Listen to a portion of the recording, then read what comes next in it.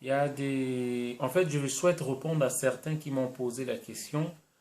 Donald Imperator, tu nous parles que vous êtes fatigué de Sassou et que est-ce que vous pensez qu'il y a quelqu'un qui peut diriger mieux que Sassou après et qui vous proposez, vous soutenez qui qui c'est que vous trouvez le mieux, qui peut encore contrôler le Congo ou plutôt le futur homme fort du Congo? J'aimerais répondre vraiment pour que ça soit bien clair, que les gens sachent ce que nous proposons, ce que nous pensons.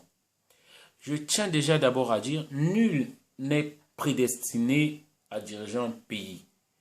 Comme a dit un certain jeune que nous avons suivi sur Facebook, nul ne naît avec le droit divin qui va diriger les autres ou qui pense qu'il est supérieur aux autres. Moi, je tiens à préciser aussi que ne pensez pas que Donald Imperator soutient quelqu'un ou plutôt qu'il a quelqu'un à proposer. J'ai personne à vous proposer. Certains seront surpris parce que simplement ce que nous pensons de l'après Sassou, M. Sassou a dirigé le pays pendant 32 ans et nous étions encore très jeunes à l'époque, dans les années 80, où on voyait que personne ne se plaignait pour le manger. Il n'y avait pas de délestage à l'époque. Il y avait les sanitaires, la santé, tout était bien arrangé. Et on a vu au fil du temps, lorsque les choses commençaient à se dégrader, jusqu'à ce que nous arrivons au Congo d'aujourd'hui.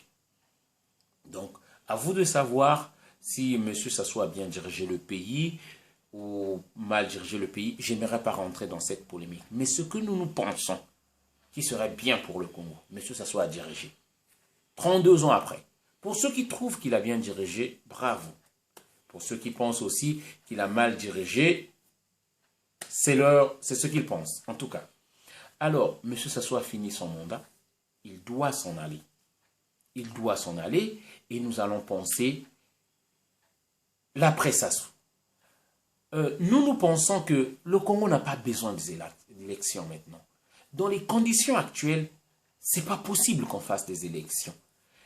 Le Congo a besoin qu'on s'asseye, que les gens s'asseyent et qu'on parle, qu'on tire les conséquences des erreurs du passé et qu'on redéfinisse une nouvelle feuille de route pour repartir sur de nouvelles bases. C'est ce que nous pensons. Donc, en fait, une conférence nationale bis.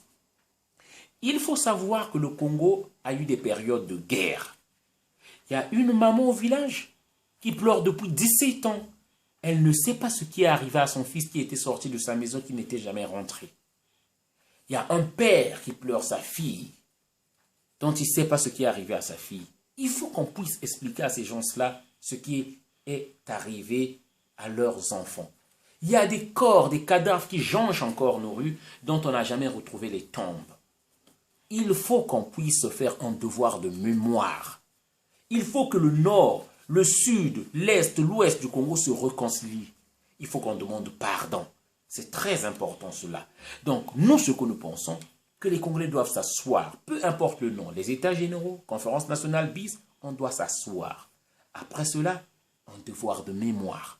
Après un devoir de mémoire, un gouvernement d'union nationale qui réunira donc tous les Congolais, d'où ils viendront, pour pouvoir refaire des listes électorales et savoir comment vont se dérouler les prochaines élections sous, bien sûr, la vigilance de l'Union africaine, des Nations unies et pourquoi pas de l'Union européenne. C'est ça, c'est dans ce cadre-là que nous voyons les choses. C'est pas que le Congo a été meurtri et qu'on puisse encore, la bête est malade, si je peux le dire ainsi, et qu'on puisse directement remonter encore sur le cheval et continuer à rouler. Non. La bête est blessée, il faut réparer, soigner l'animal et puis y remonter pour une longue course. C'est ça dont le Congo a besoin. On ne veut pas des élections. Parce qu'il y a certains, après avoir fait tout ce qu'ils veulent faire là, ils veulent nous précipiter, nous faire entrer encore dans d'autres élections pour se faire élire dans la tricherie et tout. Non. Les Congolais doivent s'asseoir. les Congolais doivent parler.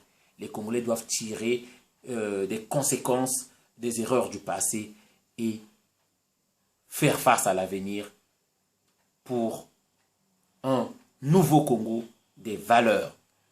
Les moralités politiques, là, les hommes de moralité, comme je l'appelle, pourris là, doivent passer outre. Et comme je le dis souvent, une nouvelle génération saine doit monter au pouvoir. Des nouvelles idées, de nouveaux programmes, une nouvelle vision. Voilà ce que je tenais à dire encore. Merci. C'était le message de Donald Imperator.